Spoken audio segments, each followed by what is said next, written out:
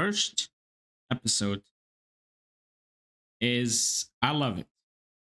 First of all, when they first released the teaser, it was gonna be set in this cold, dark place. By the way, the show starts out with the sun setting, and they're like, "This is the last time the sun sets for another month or so, or rises for." So basically, you're not gonna see any sun for a month, and that's awesome.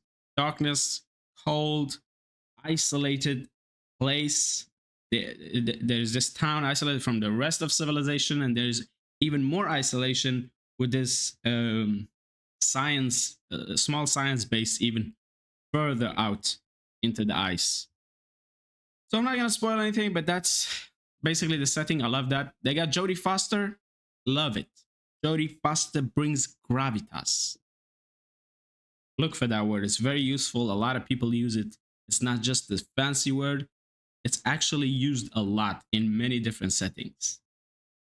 The scenes are all believable. The makeup is believable. The clothing, the town. They have these small scenes, interactions with the main characters, just interacting with random, like small, like the people in the town, and it just sells the idea that they live there, they've been here. It's just believable.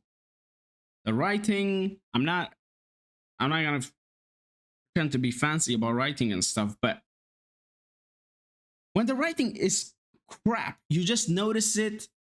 Even if you're not a writer or anything, you just know it's unbelievable. Even if you're just a nobody that just watches the show for the first time, you just know it's unnatural.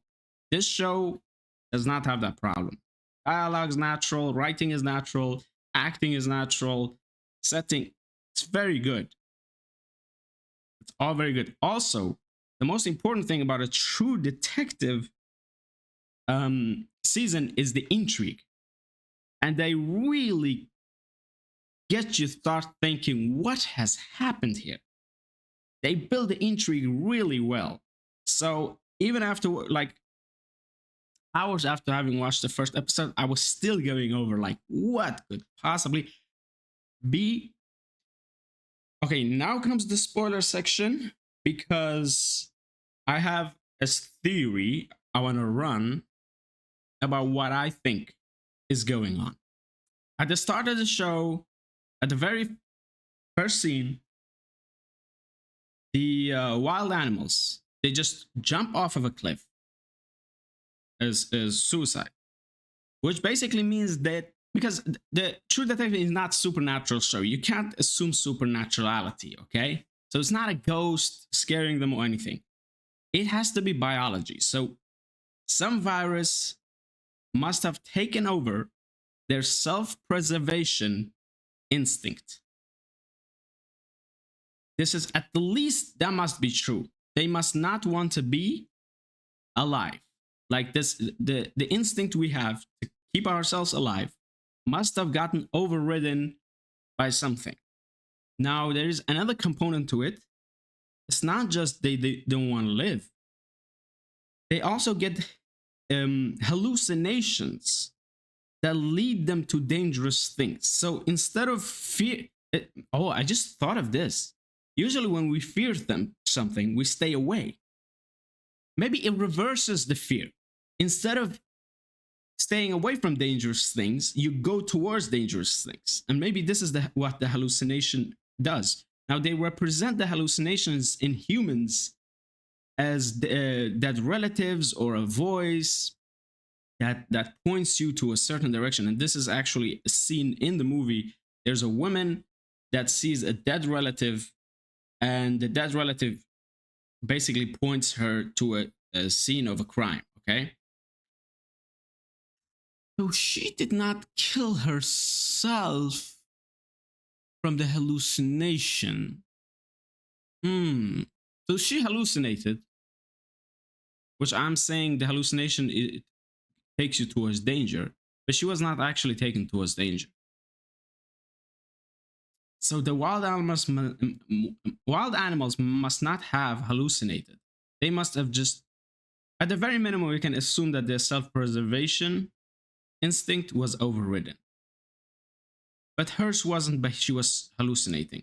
Also, there's a thing happening where they are all hearing voices. She's awake. They say she's awake and they hear this voice. So Jodie Foster's character, the supporting actor's uh, character, Navarro, whatever she's called, very supernaturally thing. So if my theory was they are doing a bunch of science shit at this lab, so maybe they woke up some sort of virus or something. Sounds like COVID style things, but this is the only theory I have. They do a bunch of science stuff.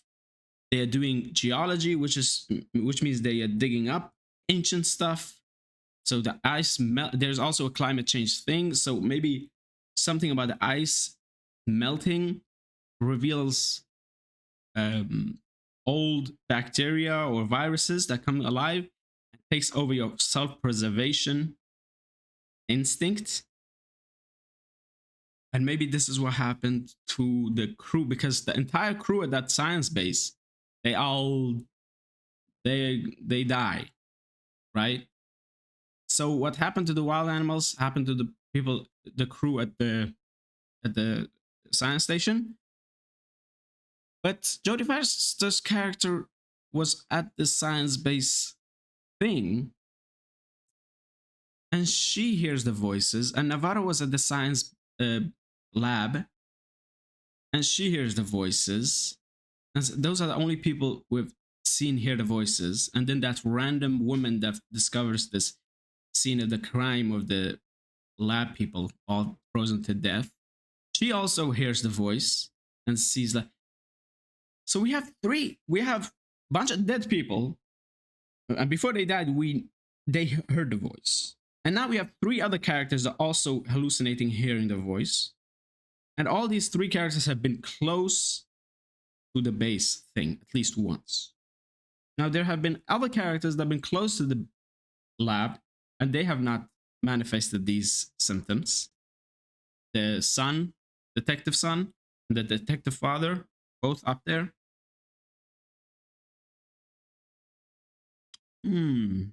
Yeah, I don't know.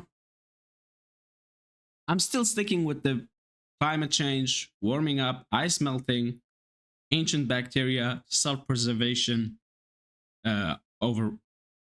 override. But also the show has another layer of like other cases, detective cases, unsolved ones that complicate the relationships. So that's a nice layer as well. But that's all I got. That's episode 1. That's it. All right. You go watch it and you make your own stuff, you know?